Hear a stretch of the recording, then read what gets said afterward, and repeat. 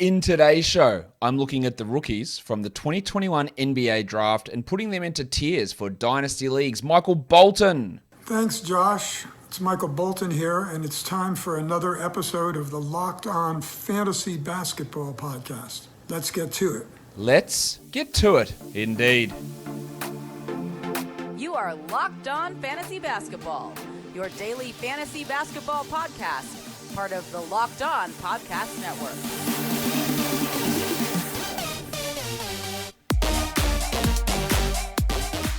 Hello and welcome to the Locked On Fantasy Basketball Podcast, brought to you by Basketball Monster. My name is Josh Lloyd and I am the lead fantasy analyst at basketballmonster.com and at Yahoo Sports Australia. And you can find me on Twitter as always at redrock_bball and on Instagram at Locked On Fantasy Basketball. Today we are looking at the rookies, some drafted, some not, from the 2021 NBA draft eligible pool of players. And I'm trying to rank them for Dynasty Fantasy Leagues. So let's get into it. But before I do, it's hard, this one, because this draft went off the rails. There's some really good players in this draft for sure, but a lot of the guys that I really like for fantasy went way later than expected. So that makes me think that maybe the prioritization of them on those teams will be lower. So trying to work out where they all fit for Dynasty Leagues is tough. Now, in Dynasty Leagues, you're generally not trying to look too much at fit, because we're trying to project 3, 4, 5, 8 years in the future as to what their overall value will be. And you hope that talent in the end wins out. But it doesn't always get realized. It doesn't always work out. So it is always fraught with danger. These are not a straight 1 to 60 ranking. They are put in tiers. So it's this group of players in this area, this group of players in this area. And it's me just trying to work out, well, this guy might have a really fantasy-friendly game, but if I'm not convinced that they're a long-term NBA player who gets good minutes, then they get knocked down a few. But if this guy doesn't have a particularly fantasy-friendly game, but I expect him to play for a long time with good minutes, then his value does rise there, because minutes are an important factor when looking at all of this. And this is mainly based on value in category leagues. It is going to be transferable for points leagues as well. But with points leagues, of course, there's plenty of different formats. But in general, when we're looking at this, it will be relevant across every single format. So it's not, because we're not looking at exact projections, exact rankings, because we can't do that 5 years, 8 years down the track. This is just trying to work out the players who we think are good, who also have good fantasy-friendly games, and merging those two things together. So enough of that bullshit. Let's get into it. Talk about it straight away right here. And in Tier 1, you're going to be absolutely flummoxed, surprised, shocked, astounded to know that Cade Cunningham sits in Tier 1 by himself. Now, it was close in terms of whether he would remain in Tier 1 by himself. There was someone I was considering putting there, but no, I am going to stick with Cade there. Really good shooter, elite percentages, can generate assists, steals, rebounds, hits threes, can score. Yeah, this is a guy that has top 5 fantasy upside, not as a rookie, but could easily be a top 30 player as a rookie. And if you have number 1 pick in a dynasty rookie draft, you have to take him. I understand that some won't. And if you are one of those who wouldn't, please, if you are watching this on YouTube, let me know in the comments. Who would you take? Would it be Jalen Green? Would it be Jalen Suggs? Would it be Evan Mobley? Let me know what you would do down in the comments if you wouldn't take Cade. But to me, it's one that if you are in a dynasty league, you've been tanking for this pick to try and get number 1, so you could get your hands on Cade Cunningham, and now he's here, and you are taking him as a Tier 1 player. He's on his own. Tier 2 is also a single-player tier, and that is Evan Mobley. Now, you know that I had Mobley marginally ahead, a real bee's dick in it, ahead of Jalen Green in the actual draft. But that's not why he is ahead of, in terms of, if I looked at NBA draft big board or my tiers for an NBA draft, Green and Mobley would have been in the same tier. But to me, Mobley's fantasy value is higher than Jalen Green's because he can pass, he can block shots, he can give you high field goal percentage. I think in time he can be an efficient 3-point shooter. Even if it's on low volume, he can be a rebounder and he can score. He's got all the makings of a Karl Anthony Towns, Anthony Davis, perhaps Joel Embiid type of fantasy skill set.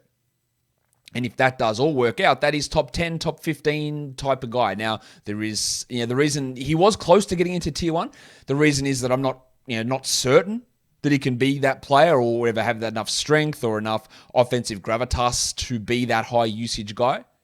but the potential is there. So to me, if I've got pick 2, I'm taking Mobley in that spot because I don't see that for Green. I think Green can become a high-level scorer, but can he add assists, rebounds, steals, and be efficient from the field and from the line and hit a bunch of threes? I think he can do a lot of that stuff, but that might top out at top 30, whereas I think Mobley can get to top 10 or top 5. So that's why I've got Cade in tier 1, Mobley in tier 2, and then we start to spread out as we get into the other tiers for Dynasty rookies. Tier 3, we've got 3 players in that group. We've got a pair of Jalen Green and Jalen Suggs. And then also Alperen Şengün moves into that spot as well. Now, of course, Green was the number 2 pick in the draft. Suggs was the number 5 pick in the draft. Not surprising to see those guys be in the top 5 of Dynasty rookies. But Şengün was picked at number 16, which to me was a horrible slide, but his numbers are absolutely insane. High steals, high blocks, unbelievable rebounds, unbelievable scoring, high field goal percentage, high free throw percentage. I think he will be able to take threes at the NBA level. I think he can. He also got a lot of assists as well. He has... Now, the likelihood of him getting to this is lower than, say, an Evan Mobley. But if it works out, this is top 10 fantasy production from Şengün. It's unlikely to work out. It might be 10% chance that he can get to there, but it is a possibility. Suggs has really nice steal rate, good assists, good rebounder, can hit some threes, albeit on low volume in college. The percentages are all right. This is a guy that maybe your best case is top 30, probably can be a consistent top 40, top 50 player in fantasy, and I think Green is the same. Maybe a little bit higher than Suggs and Şengün in terms of overall ceiling or expected ability to get to that ceiling, but not as high as a Mobley or Cunningham. So in tier 3, again, it's a bit of dealer's choice there. Do you want to swing for the fences on a Şengün? Or do you want to take the more safe option in Jalen Green or a safer option there in Jalen Suggs? So to me, they are the 3 guys that I have sitting in tier 3 for Dynasty rookie ranks. If I was doing rookie ranks for protein bars, Built Bar is number 1 because they are the best tasting protein bar ever.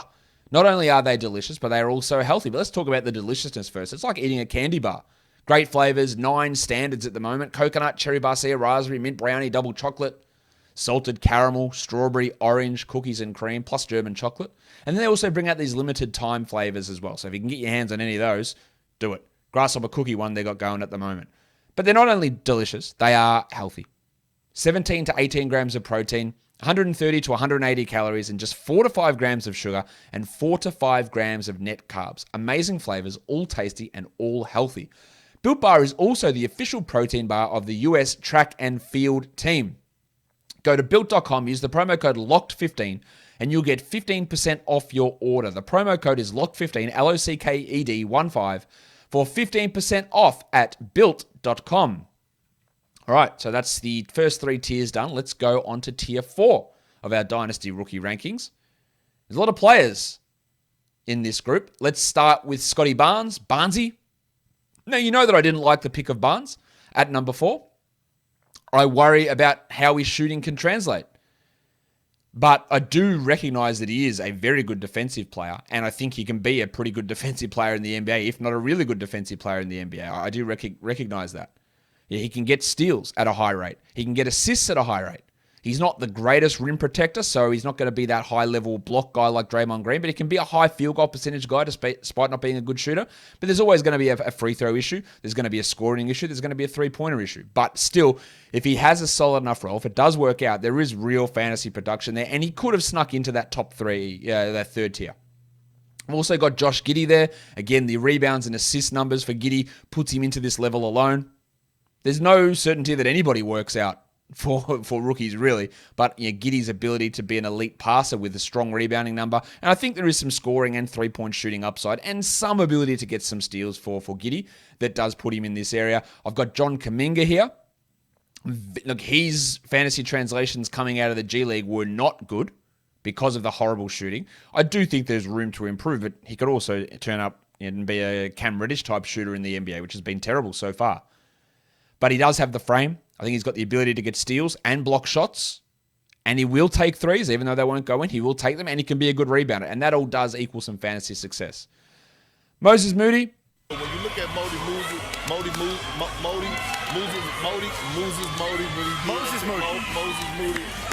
I just like what he can do. I think he's a really solid NBA wing with a higher ceiling than many are projecting. Good shooter, good defense, can pass a little bit, can score a little bit. Just a lot about his game that I do like, and I think he can be a solid rotation guy. So 2 Warriors rookies in there. And then Franz Wagner, who again is a player that can contribute across the board, like Kuminga, steals and blocks. He adds assists. He can be a rebounder. We need to get a little bit more volume in the scoring and to hit more threes, but I think percentages can end up being okay as well. Just a really solid player. Now, out of these guys, I'd say Barnes and Giddey are the most likely to be perennial top 40 guys. They probably won't be, but they're most likely to. Kuminga's probably got the highest upside out of this group to be a top 20 guy if it all comes together. Whereas Moody Mosey, Perkins is fucking with my head now.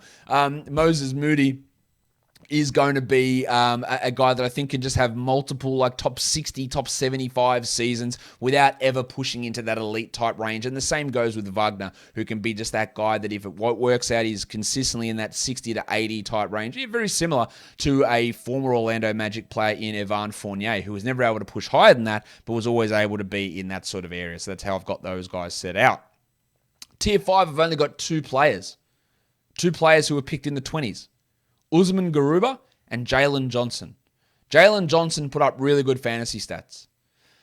The 3-pointers are a real concern because he just doesn't take them, and I think the shot is really off at the moment, and I'm not ever sure it gets there. But he is a power forward type player, small forward who can pass, who's got really good passing ability as an initiator type, who can put the ball in his hands. He gets steals, he blocks shots, and he can finish all right at the rim. The free throws and the overall shooting is a worry. I worry where the usage goes, but that passing, steals, and blocks combination is a very interesting one. And he's got time to develop. It won't happen straight away for Jalen Johnson. I think we're all aware of that. But there is an ability there. Well, Garuba, I just look at him and go, I think this guy is the best defensive player in this draft class. That's going to get him minutes. Now, can that turn into a guy that gets 8 rebounds, 1 steal, 1.2 blocks, 58% shooting because he only takes shots around the rim? Maybe. Does it mean that he ends up at his peak fantasy value is Steven Adams, which is not great, but it's still his defensive ability makes me think he has a long NBA career without reaching huge peaks of fantasy value. Now, he could absolutely explode and just become a 2 steals, 2 blocks guy. Very unlikely, but he could do that. So that's why I've got him in there at tier 5. Tier 6, we get bigger. A lot of guys in this tier. James Bouknight. Now, a lot of people don't like my takes on Bouknight, and they put stuff out. He's just an elite scorer. He's a 3-level scorer. Well, he's not, because he's not a scorer from outside 3. Hitting 29% of your threes does not make you a good scorer from out there. And then I worry what else he does. He can't pass. Can he get steals? I'm not sure about that. Can he hit free throws? Yes. Will he get to the line enough? I'm not sure. There is upside there to be a good level scorer, but I think his overall ceiling is limited, in fantasy especially. And I put it similar to where Bones Highland sits because he's in the same tier. Guy that scores, can be a really good 3-point shooter and self-creator. Not sure what else he does. Can he generate some steals? Maybe. So I've got him there.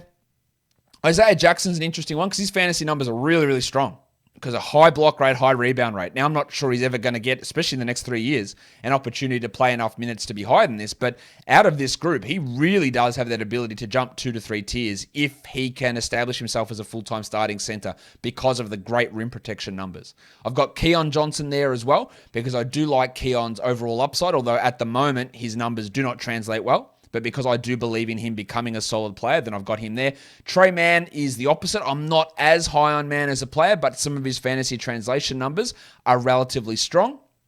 So that's where it's the mix. It's the mix of how good your translation numbers are, where you can fit in a rotation. He's got an opportunity in Oklahoma City as well, which is important. And then I also put the package Jaden Springer here. Again, it's going to be a time away before he gets an opportunity in Philadelphia. He might not get an opportunity in Philadelphia. He might be a tradable guy. He's got to battle Tyrese Maxey there. But he could also just be someone who's chucked in, say, a Ben Simmons trade and gets an opportunity somewhere else. And I think he can develop into a guy that runs an offense, can become a solid scorer, but really, really good defensively with steals and can get some assists. And there is value in that. And then Zaire Williams is an upside play. Yeah, obviously shithouse in college, couldn't shoot, didn't score, didn't really do anything well.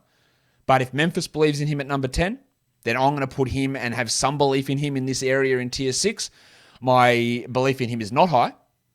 And as I said, this draft was so wacky and all over the place that it is hard for me to really place these guys in tiers. Zaire, I believe, now I think Matt Lawson, who's on Twitter at NBA Dynasty ADP, you should know him. He has got some early results from rookie ADPs. Zaire's ADP is 11.5. It's insane to me. Book night at 10 is probably a little bit too high for me as well. But Zaire at 11 is pretty insane.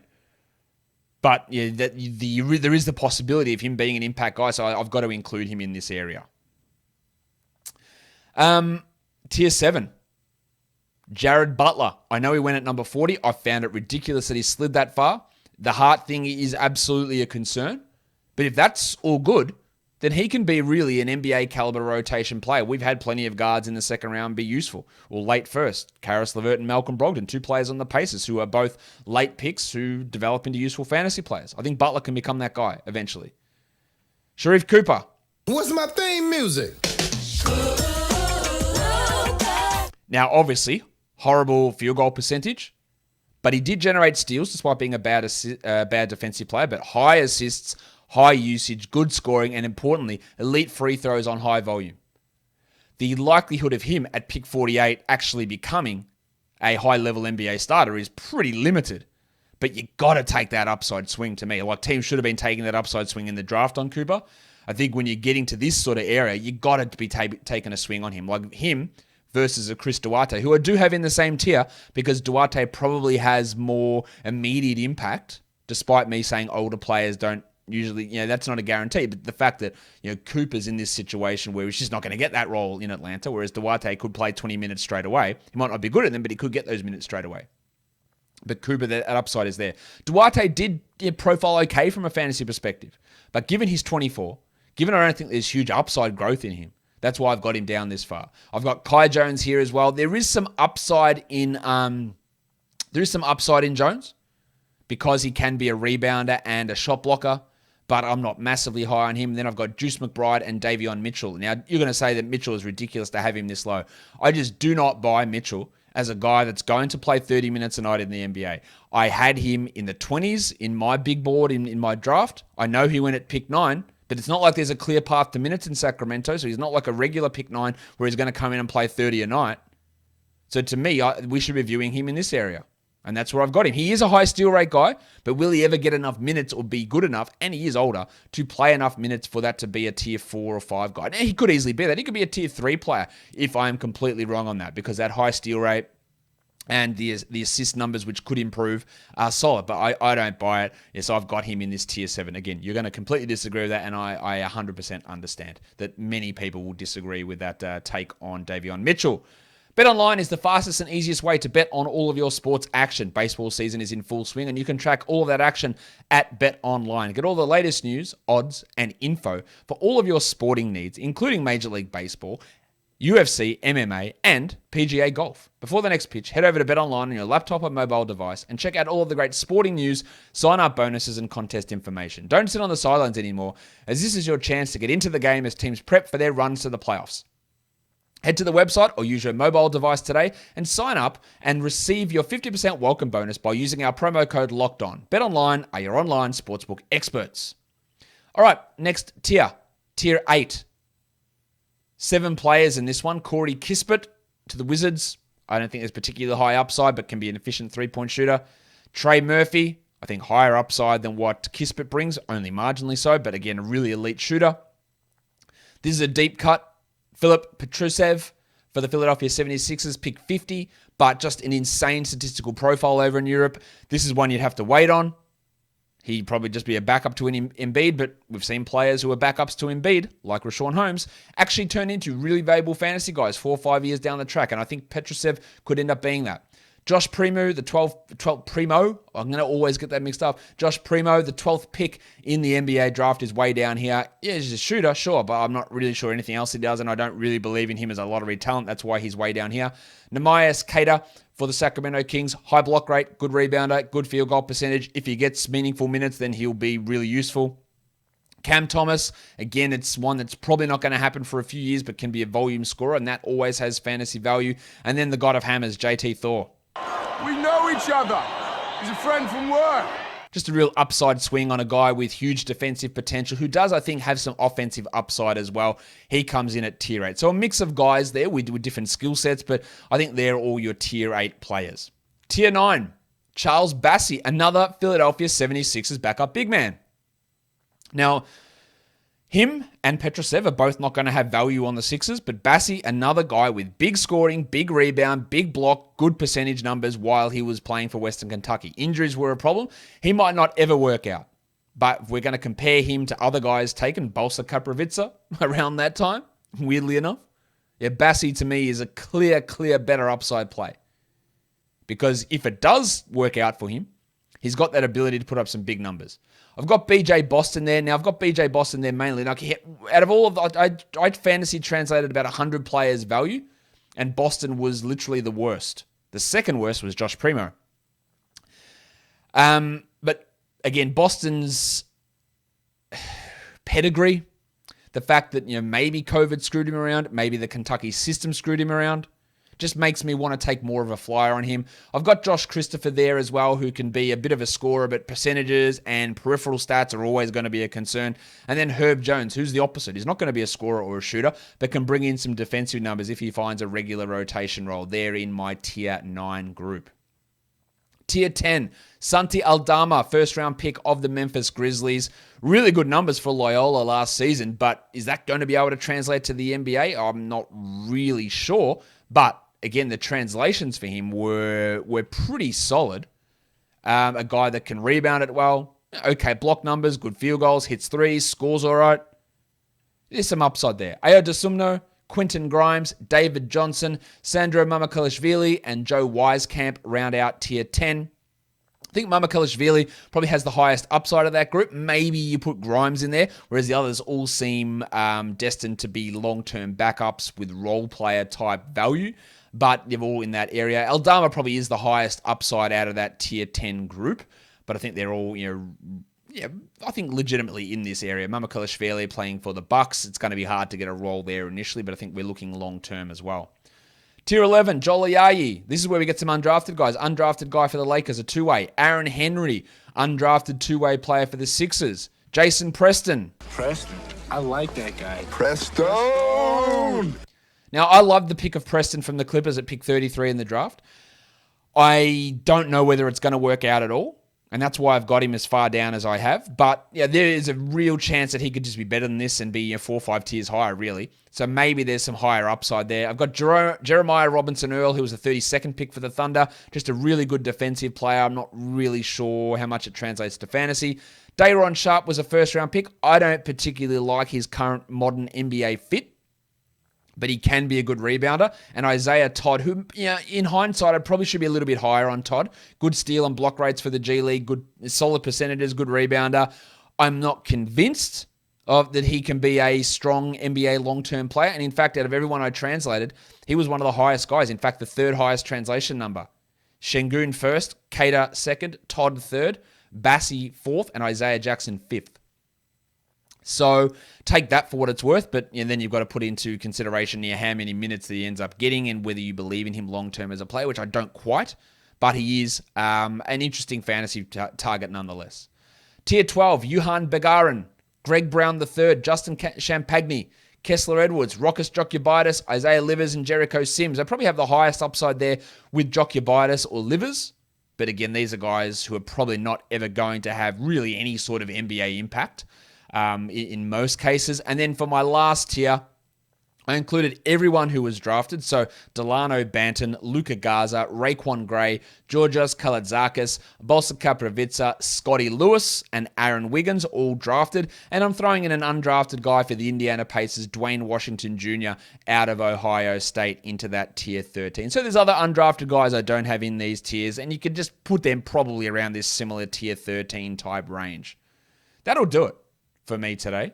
Dynasty rookie ranking tiers. Let me know what you thought, whether that's on Twitter or in the comments below on YouTube. And follow this podcast, Apple Podcasts, Google Podcasts, Stitcher, Spotify, and on the Odyssey app on YouTube. Give it a thumbs up, leave comments, subscribe, follow, notification bell. Guys, we are done here. Thank you so much for listening, everyone. See ya.